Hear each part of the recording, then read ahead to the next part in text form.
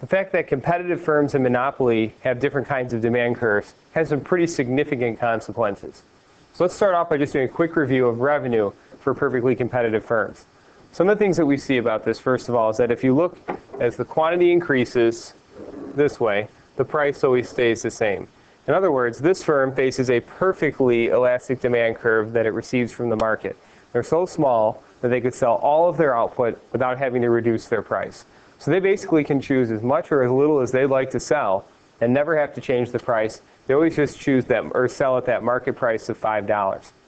Now, since they sell every quantity at the exact same price, then their marginal revenue, the additional revenue from getting a new unit or from selling a new unit, is always going to be 5, and the average revenue is always going to be 5.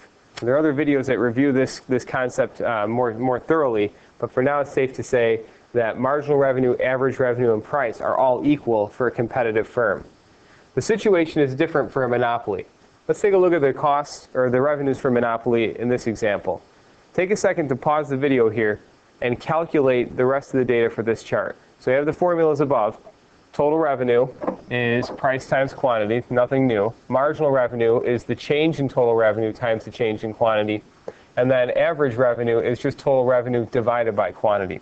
So again, take a second, pause the video here, and calculate those values. Your answer should look something along these lines. And as you can see right away, just in a quick comparison of PC versus monopoly, that some of these numbers work out to be a lot different. So one of the things that you'll see is that, first of all, the firm has a choice. It's either going to charge a price of $10 and sell 0 units, or it can charge a price of $9 and sell 1 unit, or it can charge a price of 8 and sell 2, and so on. So it's not like they can sell the first one for $9 and the second one for 8. It's when they lower the price, they have to lower the price for all of the units that they sell. As a result, you calculate your total revenue and then your change in total revenue. You can see that marginal revenue is always going to be less than the price. So for example, here the marginal revenue is 9, the price is 9, so that's our first example. Now as we go down to the second unit, the price is 8, but the marginal revenue is only 7. Our third unit, the price is 7, the marginal revenue is 5. Our fourth unit, the price is 6, the marginal revenue is 3. And on this goes. Average revenue, however, is equal to price, as was the case with PC.